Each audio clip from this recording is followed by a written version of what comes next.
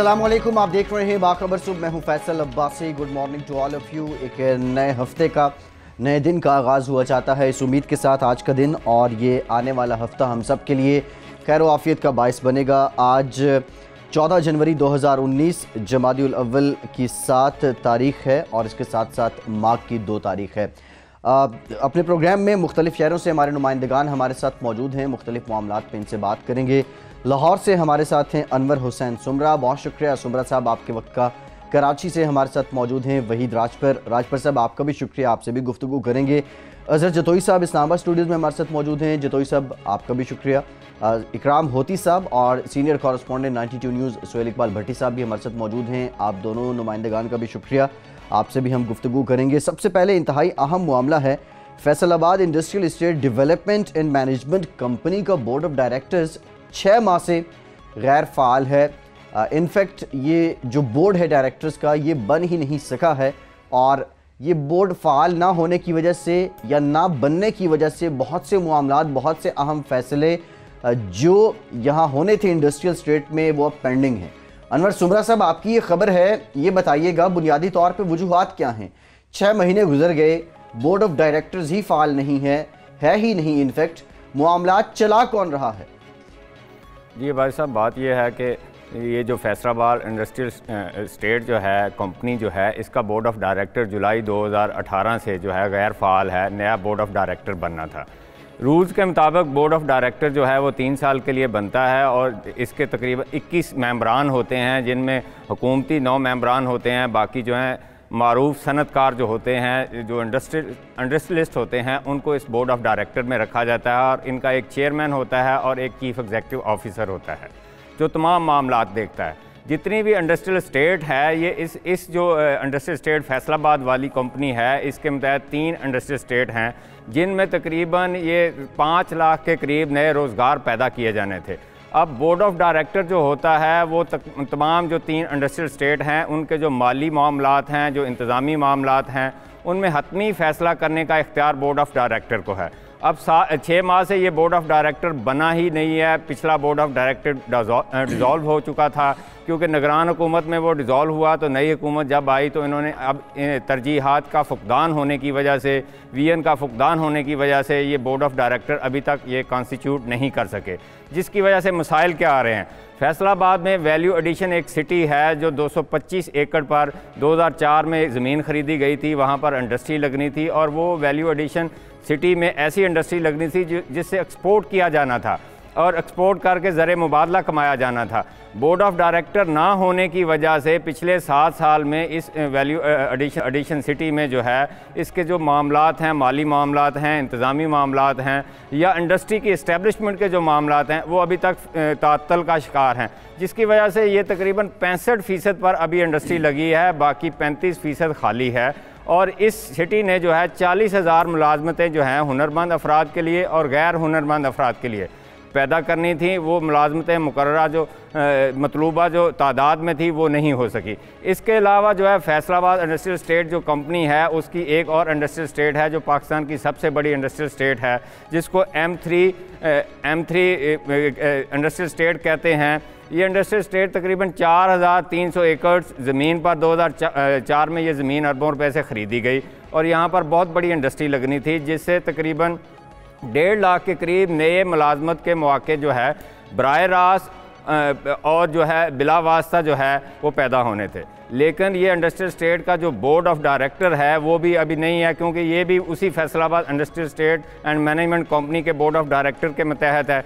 तो 30% ऑक्यूपेशन है, यहाँ पर 30% इंडस्ट्री लग सकी है, बाकी जो है वो ज़मीन खाली पड़ी हुई है, क्योंकि ज़मीन की ट्रांसफ़र के हवाले से, इंडस्ट्री लगाने के हवाले से जितने भी मामलात हैं उनमें हतमी फ़ैसला जो है वो बोर्ड ऑफ डायरेक्टर ने करना होता है। बोर्ड ऑफ डायरेक्टर की गैर मौजूदगी में ये फ़ैसले नहीं हो सकते और 3 साल से चीफ़ एग्जीक्यूटिव ऑफिसर भी नहीं है। जो पिछला बोर्ड था उसका चीफ़ एग्जीक्यूटिव ऑफिसर भी नहीं है। अब आप अंदाज़ा लगा लें इन मामलात का, इनकी संजीदगी का अंदाज़ा लगा लें कि पिछली हुकूमत तो जो करती रही, दावे करती रही, गुड गवर्नेंस की आड़ में वो बैड गवर्नेंस करते रहे, लेकिन तब्दीली सरकार जो है वो शायद उनका बताइएगा कि यकीनी तौर पर इस कंपनी का क्या इंतहाई खसूसी अहमियत का हामिल है, लेकिन ये पंजाब हुकूमत की सवाबदीद है। पंजाब हुकूमत की जिम्मेदारी है कि उसने इस कंपनी का बोर्ड ऑफ डायरेक्टर्स की तैनाती भी करनी है और चीफ एग्जीक्यूटिव ऑफिसर को भी उन्होंने तैनात करना है। तो पंजाब हुकूमत की जानिब से क्या मौक़िफ़ सामने आया है, कौन सी ऐसी वजूहात या मुश्किलात हैं जिसकी वजह से ये मामला ताख़ीर से दुचार हुआ है? जी भट्टी साहब, बात ये है कि एक मैं जिक्र कर दूं, तीसरा जो प्रोजेक्ट है वो जो है प्रायोरिटाइज स्पेशल इकोनॉमिक जोन है, जो सी पैक के तहत 3000 एकड़ पर लगना है, जिसके लिए पंजाब हुकूमत ने 6 अरब 90 करोड़ रुपए के फंड्स जारी किए हुए हैं। अब आपने जो सवाल किया कि बोर्ड ऑफ डायरेक्टर्स क्यों नहीं बना, पहली बात तो ये है कि हुकूमत जब नई आई तो इन्होंने प्रायोरिटाइज नहीं किया, तरजीहात फ़िक्स नहीं की, जबकि इस हुकूमत का ऐलान था कि वो हुनरमंद अफराद के लिए रोज़गार के मौके फराहम करेंगे। अब ये तीनों अगर इंडस्ट्रियल स्टेट जो है वो मुकम्मल तौर पर डेवलप हो जाती हैं तो जो इस पर तकरीबन 5 लाख के करीब नए मुलाजमत के मौके फराहम होते हैं। इसके अलावा ये इंडस्ट्रियल स्टेट का एक मकसद ये भी था कि फ़ॉरेन इन्वेस्टमेंट को इनवाइट करना, वैल्यू एडिशन जो गुड्स पैदा करके बाहर भिजवाना, लोगों की सोशल इकनॉमिक जो है अपग्रेडेशन करना, उनकी हालत को बेहतर करना और गुर्बत का खात्मा। अब मौजूदा हुकूमत जो है वो गुम की पॉलिसी का शिकार है, प्रायोरिटीज़ का फुकदान है, विजन का फुकदान है, मनसूबाबंदी बिल्कुल ना होने के बराबर है। हमारी जब बात हुई सूबाई मिनिस्टर सनत पंजाब से तो उन्होंने कहा कि ये बोर्ड 1-2 हफ्ते में बन जाएगा, लेकिन असल इशू ये है कि इस बोर्ड में मारूफ सनतकार जो हैं वो तकरीबन 11-12 मेंबर्स होते हैं। इसके अलावा एक्स ऑफिशियो मेंबर्स सेक्रेटरीज होते हैं, चीफ एग्जीक्यूटिव ऑफिसर लगाना होता है। हुकूमत जो है अभी तक इस पर फैसला ही नहीं कर सकी कि किस तरह के लोगों को हमने इस बोर्ड में लेना है, जबकि ये तो सिस्टम ऐसा होना चाहिए था कि पिछला बोर्ड की डेट एक्सपायर होने से पहले जो है ये नया बोर्ड बन जाना चाहिए था, क्योंकि रूल्स के मुताबिक इस बोर्ड की जो है हर 2 माह बाद मीटिंग होनी होती है, जिसमें अहम फैसले किए जाते होते हैं कि कौन सी इंडस्ट्री को लगाने की इजाज़त देनी है, कौन सी इंडस्ट्री को नहीं। लेकिन मौजूदा शायद जो है उसकी ये तरजीहात में शामिल नहीं है, उसका विजन इतना नहीं है। जबकि आपने बहुत डिटेल में बताया है। Faisalabad industrial state development and management company का बोर्ड ऑफ डायरेक्टर 6 माह से है ही नहीं और अबूरी तरीके से यहाँ पे फैसले किए जा रहे हैं, लेकिन जो बड़े फैसले तरक्की के लिए, सनत की तरक्की के लिए होने होते हैं, वो इस बोर्ड के ना होने की वजह से पेंडिंग है, वो नहीं हो पा रहे हैं।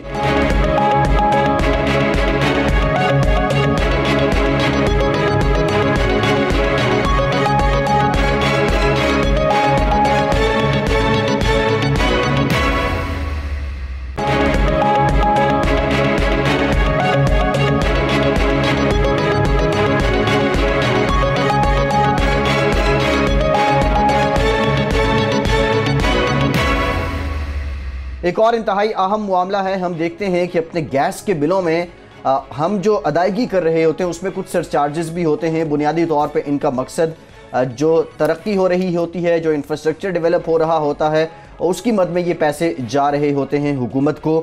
लेकिन अब यहाँ एक जानिब आम सारिफ तो सरचार्ज अदा कर रहा है, लेकिन दूसरी तरफ मुल्क की खुशहाली और तरक्याती मंसूबों के लिए गैस इंफ्रास्ट्रक्चर डेवलपमेंट सरचार्ज की बंदर बांट का खेल शुरू हो गया है।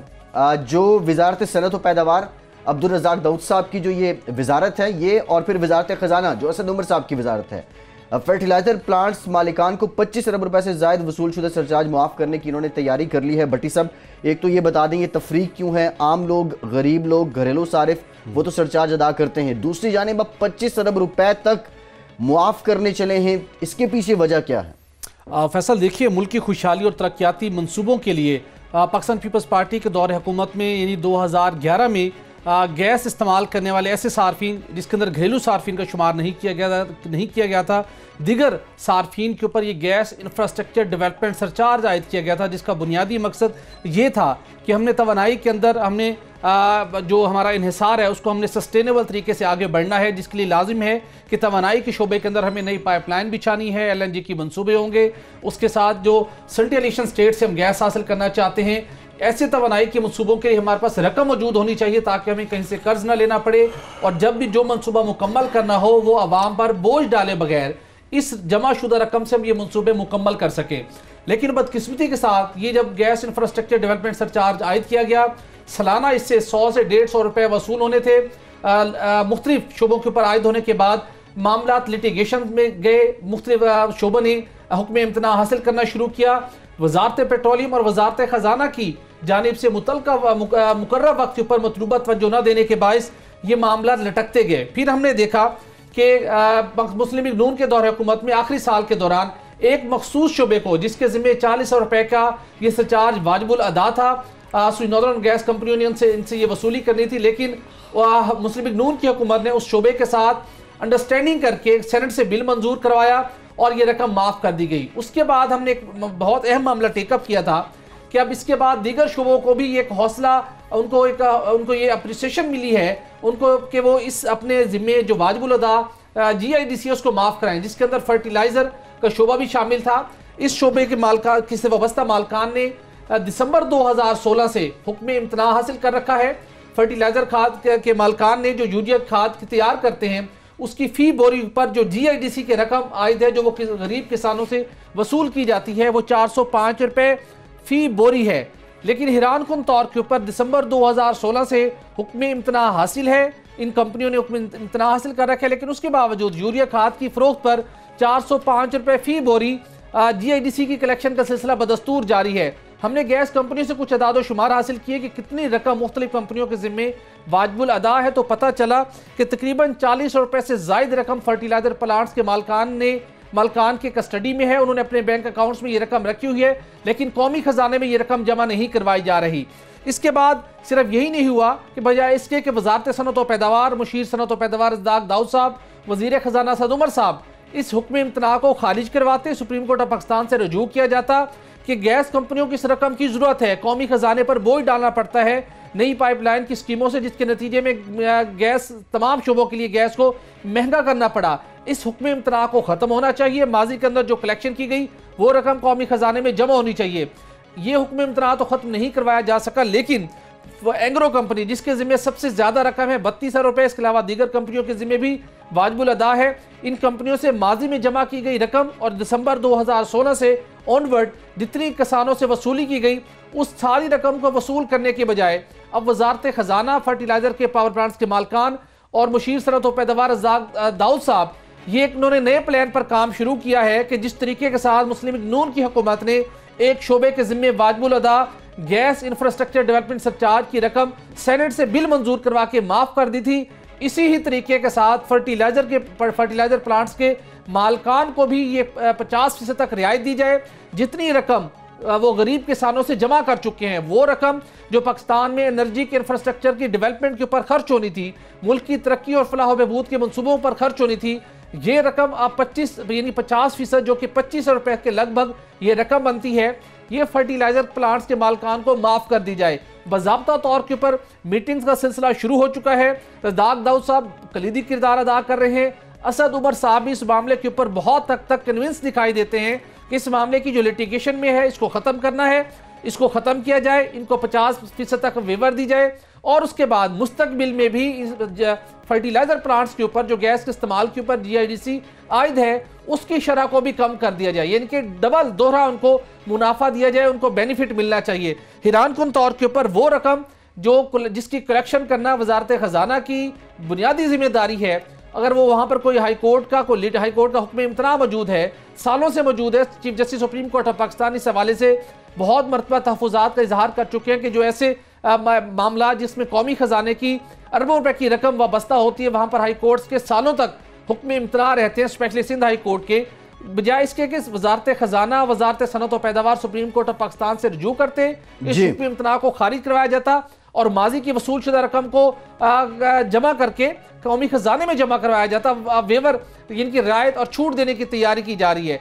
देखना होगा कि अब ये कितने फीसद तक जहाँ पर ये बात तय होती है, लेकिन मीटिंग्स का और निगोशिएशन का सिलसिला शुरू हो चुका है और लगता यही है कि गरीब किसानों से जमा किए गए अरबों रुपए अब कौमी खजाने में जमा होने की बजाय फर्टिलाइजर प्लांट्स के मालकान के बैंक अकाउंट्स में और उनकी जेबों में ही मुस्तकिल तौर पर चले जाएंगे। ठीक, बट इस सब चंद लोगों को यहाँ फ़ायदा पहुँच रहा है, लेकिन किसान जो पहले ही जिनके मसाइल बहुत ज़्यादा हैं वो ये पैसे अदा कर चुके हैं। अजहर जतोई साहब आपकी तरफ आते हैं। आपकी खबर है वफाकी हुकूमत ने पाकिस्तान स्टॉक मार्केट को सहारा देने के लिए मिनी बजट में कोई नया प्लान लाने के लिए इंदिया दे दिया है, फैसला कर लिया है।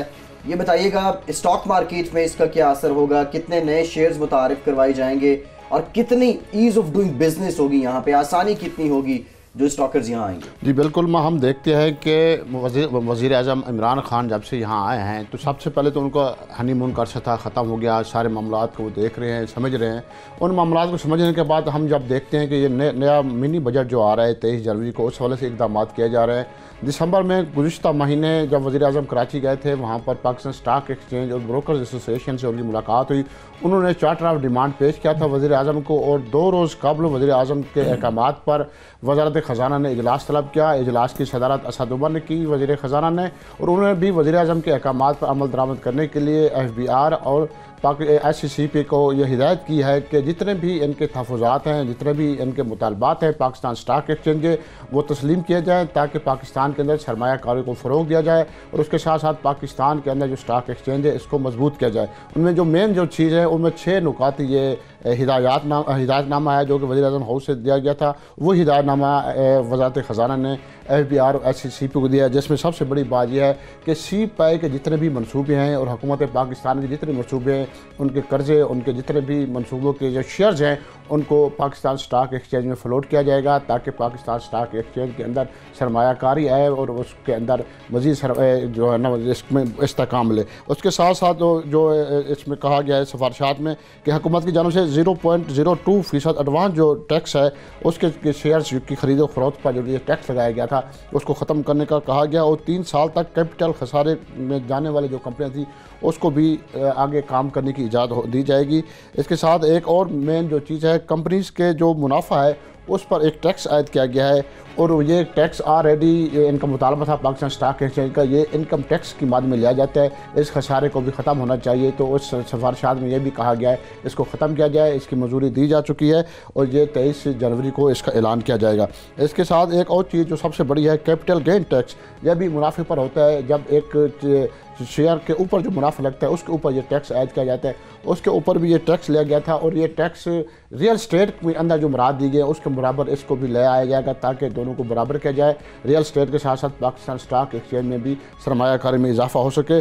और इस तरह एक और चीज़ जो कि रेगुलेशन के हवाले से ब्रोकर्स की रेगुलेशन नहीं थी, इसमें कहा गया है कि जो इन्वेस्टमेंट के फ़रोग के लिए ब्रोकर्स की रेगुलेशन की जाए ताकि इसमें जो भी सरमायाकारी के लिए आता है उसको किसी किस्म का कोई नुकसान का अंदेशा ना हो। ये सारी चीज़ें देखने के बाद ये अंदाज़ा होता है कि पाकिस्तान अब पाकिस्तान के जो टैक्स निज़ाम है उसके भी इस्लाहात की तरफ ये इक़दाम किया जा रहा है हुकूमत की तरफ से।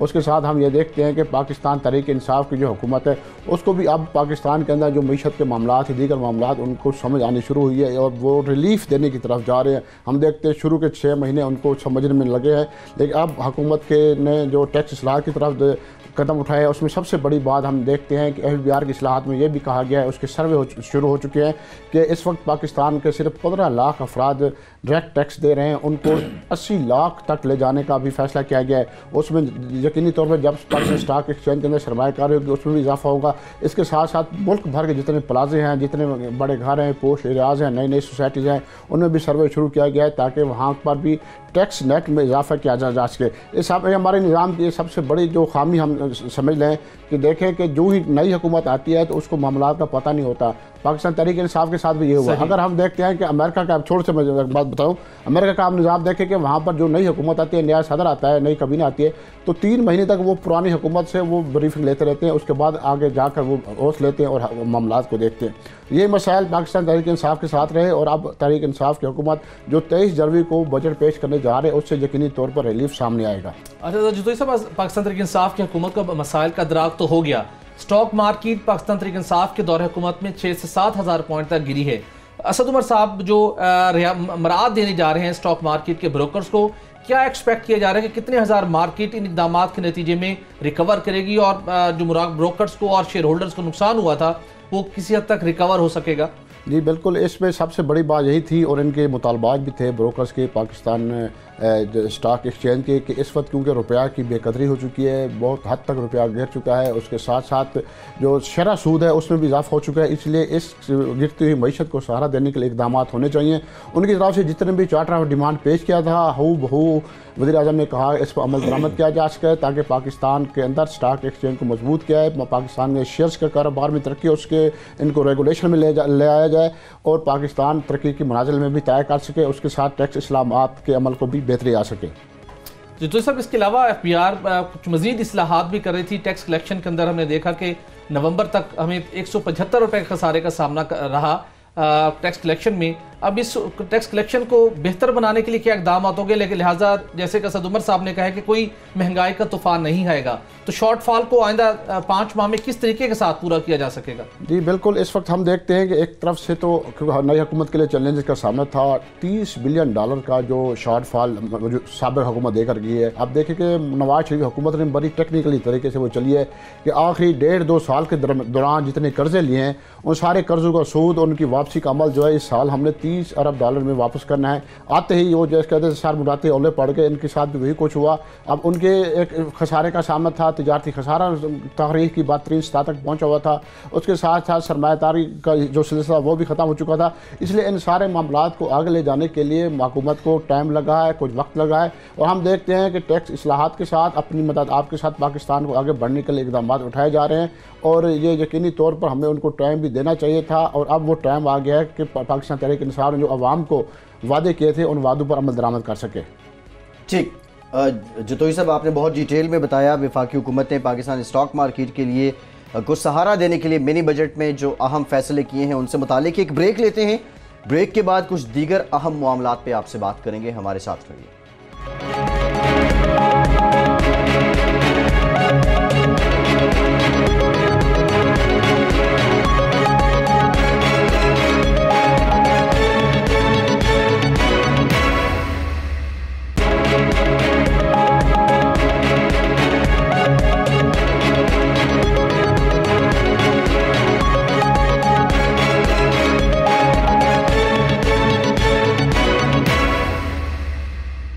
ब्रेक के बाद एक बार फिर से आपको खुशामदीद कहेंगे। स्ट्रीट चिल्ड्रन के नाम पर खर्च किए गए फंड्स में बेकायदगियों का इंकशाफ हुआ है।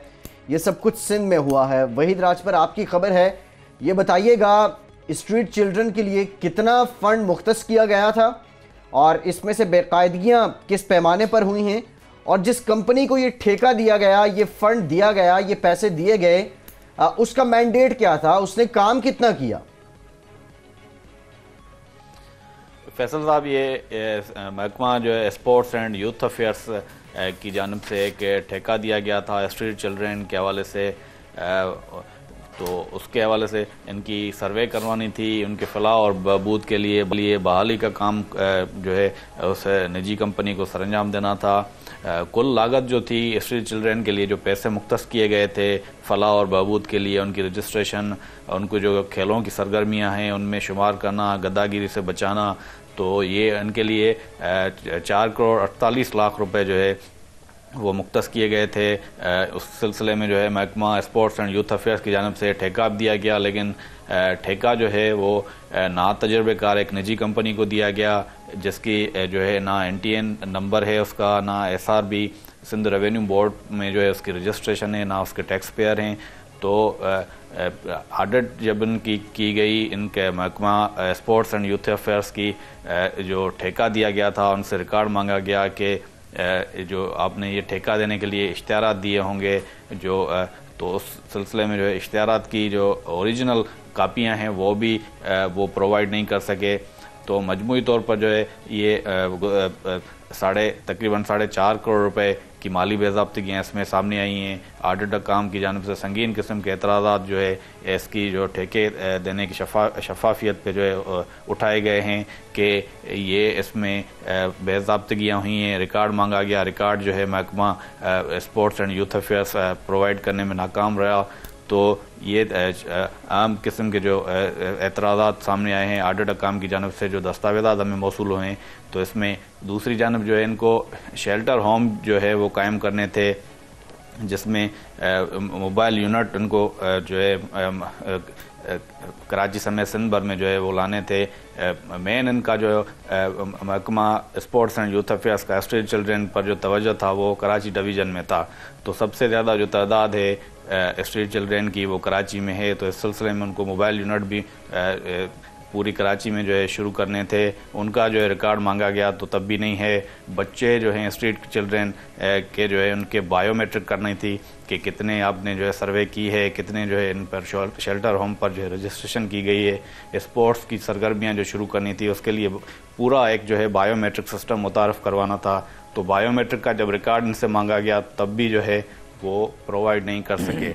तो मेन ये है सिंध असम्बली की जानब से भी, दूसरी जानब जो है वो शेल्टर होम कायम करने के लिए गुज़श्ता साल जो है करारदाद भी मंजूर की गई थी और उनकी बहाली और जो गद्दागिरी पर जो है पाबंदी के लिए सिंध काबीना का जो है गुज़श्ता इजलास हुआ था, तो उसमें भी फैसला हुआ था कि जो स्ट्रीट चिल्ड्रेन को एक माफिया है जो गद्दागिरी के तौर पर इस्तेमाल कर रही है, उस पर भी जो है पाबंदी आयद की जाए। तो ये मामला हैं, लेकिन उन पर भी अमल दरामद नहीं हुआ है। ये स्कैंडल भी सामने आया है कि तकरीबन 4.5 करोड़ रुपए जिस बजट मुख्तस की गई थी उसमें भी माली बेज़ाब्तगियाँ जो है वो सामने आई हैं। जी फैसल साहब। अच्छा वही राज पर यह बताइए कि महकमा स्पोर्ट और दीगर अफसरान ने स्ट्रीट चिल्ड्रन के लिए जो फंड्स खर्च होने थे उसमें 4.5 करोड़ रुपए की बेज़ाब्तगी की। क्या ऑडिटर जनरल पाकिस्तान की जानिब से इन अफसरान की जिन्होंने बेज़ाब्तियाँ की उनके ऊपर कोई जिम्मेदारी फिक्स की गई है और रिकवरी के हवाले से क्या सिफारिशात दर्ज की गई हैं ऑडिटर जनरल पाकिस्तान की जानिब से? देखें नहीं, ये ऑडिटर काम की जानिब से उनसे पूरा रिकॉर्ड मांगा गया है कि जो बिडिंग हुई है उसमें जो बिल्डिंग कमेटी होती है उसमें कौन कौन से जो है अफसरान शामिल थे उनका रिकॉर्ड भी मांगा गया है। सेक्रेटरी हेल्थ, सेक्रेटरी स्पोर्ट्स और यूथ अफेयर्स से जो है ये सिफारिश भी की गई है कि इस जो मामलात में जो माली बेज़ाब्तगियाँ सामने आई हैं या जिसने भी कोई रिकॉर्ड हमसे जो है वो छुपाया गया, ताउन नहीं किया गया, तो उनके खिलाफ कार्रवाई की जाए। डिपार्टमेंटल अकाउंट्स कमेटी का इजलास तलब किया जाए जिसमें मामला उठाकर जो भी जिम्मेदारान हैं उनके खिलाफ कार्रवाई की जाए। अभी तो देखें उनको रिकॉर्ड जो है प्रोवाइड ही नहीं किया गया, तो इस सिलसिले में ऑडिट काम की जानिब से सिर्फ सिफारिश की गई है इनके खिलाफ जो डिपार्टमेंटल अकाउंट्स कमेटी का जो इजलास तलब करके इनके खिलाफ कार्रवाई की जाए और सिफारिशात जो भी हैं तो तैयार करके केस जो है किसी एहतसाबी अदालत एहतसाबी जो है इदारे को अरसाल किया जाए ताकि इनके खिलाफ कोई कार्रवाई हो सके। और वहीदात पर ये अमाउंट कम है, 4.5 करोड़ रुपए के। नैब को तो ये केस अरसाल नहीं किया जा सकेगा, एक ही इदारा बचेगा जिसका नाम सिंध एंटी करप्शन एस्टेब्लिशमेंट है।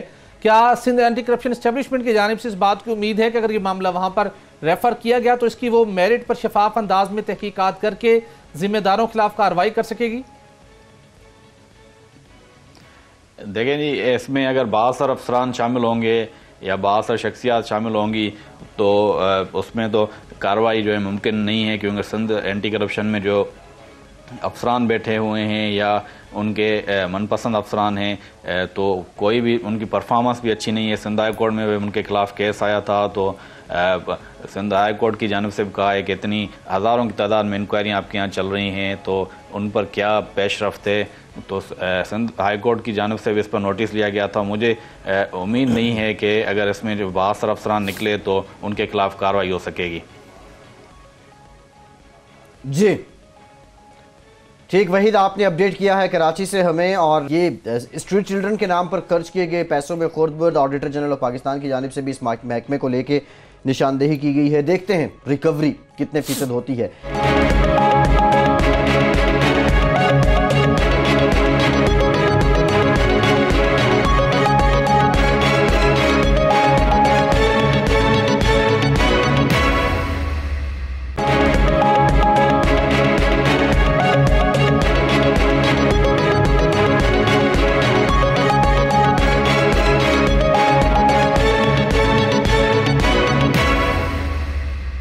एक और मामला, इस्लामाबाद इंटरनेशनल एयरपोर्ट पर उम्रे के लिए जद्दा जाने वाले 80 के करीब अफराद हैं जिनके साथ PIA और ट्रैवल एजेंट्स ने फ्रॉड कर दिया है। अब भट्टी साहब, ये 80 के करीब लोग एयरपोर्ट पहुंचे और जज्बात थे, पुरज़्म थे, आज़मीन थे उम्रे के लिए, और जब ये एयरपोर्ट पर गए तो आगे से क्या फेस करने को इन्हें मिला और बुनियादी तौर पर इसमें मुलव्वस कौन कौन है? फैसल देखिए, एयरपोर्ट पर खसारे से 4 PIA के हुकाम कोई भी ऐसा मौका हाथ से नहीं जाने देते जिसके नतीजे में उनकी बद इंतज़ामी या एयरलाइन की रेपुटेशन में मज़ीद कमी वाक़ ना हो। दुनिया भर की एयरलाइंस अपने मुनाफे में इजाफा कर रही हैं, नए रूट्स पर काम कर रही हैं, लेकिन PIA शायद वो हमारी वाहिद एक एयरलाइन है जो मुख्तलिफ न सिर्फ इंटरनेशनल सतह के ऊपर वो मुख्तलिफ रूट्स को सरेंडर कर रहे हैं। उसकी दीगर तो बहुत सी वजूहात हैं। हुकूमत भी इस मामले के ऊपर गौर कर रही है, मुख्तलिफ बेल आउट पैकेज दिए जाते हैं, इस्लाहात के प्लान किए जाते हैं, और अब चीफ एग्जीक्यूटिव ऑफिसर की तकर्री का अमल भी शुरू किया गया है कि PI को दोबारा बहाल किया जा सके। एक्टिव प्राइवेटाइजेशन लिस्ट से भी PI को निकाल दिया गया है, चूँकि हुकूमत उम्मीद है कि हम PI को बेहतर बनाने में कामयाब हो जाएंगे। लेकिन ऐसे मौके के ऊपर जब असद उमर साहब भरपूर कोशिशें कर रहे हैं, इजाफी अरब रुपये की अदायगी की जा रही है, लेकिन PI की इंतजामिया अपना सिस्टम बेहतर बनाने को तैयार दिखाई नहीं देती। शायद यही वजह है कि मुख्तलिफ मौक़ों के ऊपर असद उमर साहब एयरपोर्ट के ऊपर भी हमें मुतलका हुकाम के ऊपर गरजते बरसते दिखाई देते हैं। एक और वाक़या रूनमा हुआ जो कि आज का ही ताज़ा तरीन वाक़या है। आज सुबह 7:15 बजे PIA की फ़्लाइट PK741 ये रवाना होना थी इस्लामाबाद इंटरनेशनल एयरपोर्ट से जिद्दा के लिए। 80 के करीब अफराद ने उम्रे की सादत के लिए रवाना होना था। ट्रैवल एजेंट के ज़रिए से इन अफराद ने बुकिंग हासिल की हुई थी, लेकिन जब ये लोग एयरपोर्ट पर पहुँचे तो इन सब के पास PI के टिकट्स मौजूद थे, लेकिन जब वहाँ पर उस टिकट्स की वेरिफिकेशन का जो बोर्डिंग का अमल स्टार्ट हुआ तो उनकी बोर्डिंग ना की गई। एक अफराद से 80 अफराद तक जब जमा हो गए, उन सब ने वहाँ पर मुजाहरा किया, शोर शराबा हुआ, तो पता चला कि PIA की जानिब से जो ये अफराद थे इनको टिकट्स तो जारी की गई हैं, लेकिन इन टिकट्स की ताहाल पेमेंट्स नहीं हुई। ये बहुत हैरानकुन मामला था कि एयरलाइन इंडस्ट्री के अंदर PI की बात करें या दीगर एयर इंडस्ट्रीज़ की बात करें, जब आप उनके सिस्टम से सॉफ्टवेयर से टिकट का इंदराज होता है तो वो इंदराज टिकट का इजरा उस वक्त ही होता है जब उसकी पेमेंट वसूल कर ली जाती है। इस मौके के ऊपर वहाँ पर ट्रैवल एजेंट भी मौजूद था, जिसके तवस्सुत से लोग इस्लामाबाद इंटरनेशनल एयरपोर्ट पर पहुँचे थे, जिन्होंने उम्रे की सादत हासिल करने के लिए रवाना होना था। फ़्लाइट को ताख़ीर से दोचार भी किया गया, तकरीबन 8:15 बजे तक इस फ़्लाइट का टाइम को एक्सटेंड किया गया ताकि ये मुअम्मा हल हो सके। लेकिन तमाम तर तहकीकात के बावजूद पता चला कि जो ट्रैवल एजेंट है उसका इस बात का इसरार है कि उसने PI के जनरल मैनेजर साहब को उन्होंने इन 80 अफराद के जो टिकट्स हासिल किए थे उसकी अदायगियाँ कर दी हैं, लेकिन वो रकम PI के अकाउंट में ताहाल नहीं पहुंची, जिसकी वजह से ये टिकट्स इफेक्टिव नहीं है। उस मामले की छानबीन करने की कोशिश की गई। PI हुकाम ने दो टोक अंदाज में मौक़िफ़ अपनाया कि PIA को इन अफराद की जानिब से चूँकि टिकट्स की रकम की अदायगी वसूल नहीं हुई, जब तक रकम वसूल नहीं होती उस वक्त तक इनके टिकट्स को इफेक्टिव नहीं किया जा सकता। ये लोग वहाँ पर सरापा एहतजाज हैं और PIA की ये फ़्लाइट PK741 80 सीटों के साथ जो जिसके अंदर खाली सीटें थी उसने जिद्दा के लिए उड़ान भर ली। हैरानकुन तौर के ऊपर हमने सुबह वक्त की किल्लत थी, हमने PI के हुकाम से रब्ता करने की कोशिश की, लेकिन कोई उनका मौक़िफ़ हासिल नहीं हो सका।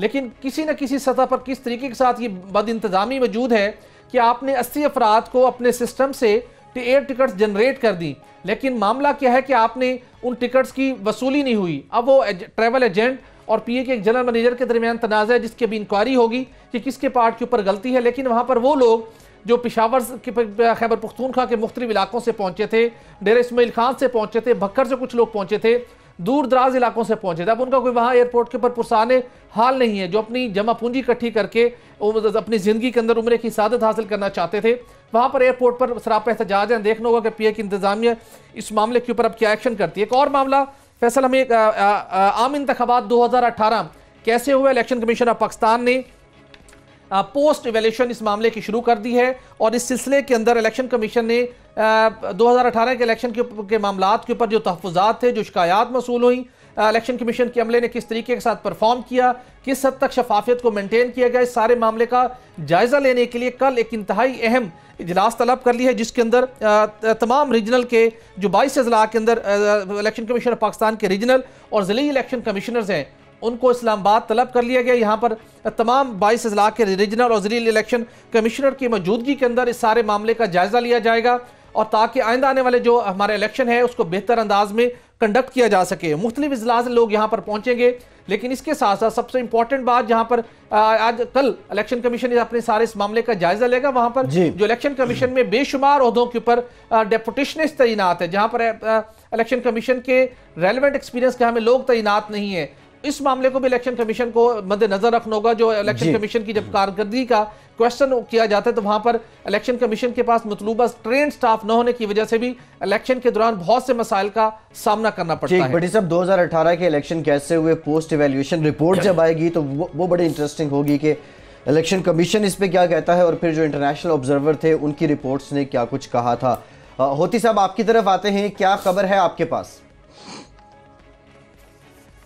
जी, खबर यह है कि पाकिस्तान के बहुत सारे अदारे नाकाम हो चुके हैं और उस वजह से पाकिस्तान में एक तरक्याती काम भी नहीं हो रहा और करप्शन भी बढ़ गई। ये जो तरक्याती काम रुका हुआ है और करप्शन जो है वो भी बढ़ गई है, तो इसके लिए 25 साल पहले बेनजीर भुट्टो ने एक मंसूबा पेश किया था कि पब्लिक प्राइवेट पार्टनरशिप कर ली जाए, कि पब्लिक कंपनियां और सरकारी जो अदारे हैं इनके दरमियान एक पार्टनरशिप हो, कुछ पैसा सरकार लगाए, कुछ पैसा प्राइवेट कंपनियां लगाएं और तरक्याती मंसूबे जो हैं वो दोनों की रजामंदी से और उनकी स्कीमें बनाएं और उसके बाद उनको शुरू करें। जो तरक्याती मंसूबे फिर बनेंगे तो उसमें पैसे भी कम लगेंगे, हुकूमत को भी कम पैसे देने पड़ेंगे, वो एफिशिएंट भी होंगे। उसके बाद जब वो अदारे बन जाएं तो उनकी मुनाफे में सरकार और प्राइवेट कंपनियां दोनों शरीक हों। इसको कहते हैं पब्लिक प्राइवेट पार्टनरशिप। ये पब्लिक प्राइवेट पार्टनरशिप का मंसूबा जो बेनजीर भुट्टो ने पेश किया था, ये कहीं जाके 25 साल पहले मंसूबा पेश किया था, तो 2007 में जाके इसकी मंजूरी दी है गवर्नमेंट ने। जब 2007 में इसकी मंजूरी आई तो अब पता चला है कि 2007 से 18 तक ये जो टाइम गुजर गया इसमें अभी तक पब्लिक प्राइवेट पार्टनरशिप अथॉरिटी नहीं बन सकी। उस डॉक्यूमेंट को जो कि उसके लिए लिखा गया था उसको मुर्दा खाने से निकालकर अब परसों लाया गया सामने। Pakistan institute of development authority ने इस पे डेवलपमेंट अदारे ने उसको सामने लाया है और उसमें जो कमीशन है प्लानिंग कमीशन उसका भी इनपुट आ गया है। वो कहते हैं कि हाँ ये मंसूबा बिल्कुल ठीक है। तो उसके लिए कोई 11-12 बड़े एरियाज हैं जिसमें मंसूबे लगाने के लिए पब्लिक प्राइवेट पार्टनरशिप जो है उसकी तजवीज़ भी आ गई है। बिजली, पानी, शाहराहें, railway, town planning, gas, petroleum, aviation, हवाई अड्डे बनाना, जो इतने बड़े मंसूबे हैं, इसके लिए ना हुकूमत के पास पैसे हैं ना हुकूमत उसमें करप्शन रोक सकती है। तो इस पब्लिक प्राइवेट पार्टनरशिप अथॉरिटी के जो है अब बोर्ड बनाने जा रहा है। ये बोर्ड जब बन जाएगा तो इसके रूल्स बनाए जाएंगे कि ये बोर्ड काम किस तरह करेगा, इसने कम पैसों में बड़े मंसूबे किस तरह बनाने हैं, मुनाफा कितना देना है प्राइवेट पार्टनरशिप कंपनियों को और उसमें करप्शन किस तरह रोकनी है। इसके लिए लाजमी हो गया है कि नेशनल फाइनेंस कमीशन जो है वो अब चूंकि सूबों में बहुत ज्यादा मंसूबे बनने हैं तो लिहाजा उसका किरदार बदल गया है। अब सूबे जो हैं वो डायरेक्ट प्राइवेट कंपनियों के साथ पार्टनरशिप कर सकेंगे और उसके तहत कुछ मंसूबे शुरू भी कर दिए गए इसके तहत, लेकिन अभी उसके बोर्ड और रूल्स नहीं आए। बोर्ड और रूल्स जब आ जाएंगे तो तेजी से पाकिस्तान बदल जाएगा। यह तब्दीली आएगी अब बड़े पैमाने पर और जो तब्दीली की बाकी बातें की जा रही हैं वो बहुत गैर हकीकी हैं। बड़ी तब्दीली अब आ रही है कि पब्लिक प्राइवेट पार्टनरशिप अथॉरिटी बन रही है जो कि सरकारी महकमे प्राइवेट कंपनियों के साथ मिलकर 11 बड़े एरियाज में सूबे भी मंसूबाबंदी करेंगे और उसमें इन्वेस्टमेंट करेंगे और बैंक से डायरेक्ट जो हैं प्राइवेट कंपनियां वो कर्जा भी ले सकेंगी उनसे। अब जो प्राइवेट जो सरकारी कंपनियां या सरकारी अदारे बैंकों से कर्जा ले रहे हैं उसमें बहुत ज्यादा करप्शन हो रही है। प्रोग्राम का वक्त खत्म हो गया। इकराम होती, सुहेल इकबाल भट्टी, अजहर जतोई, वहीद राजपर, अनवर हुसैन सुमरा, आप सबका फैसल अब्बासी को आज के प्रोग्राम से इजाजत दीजिए।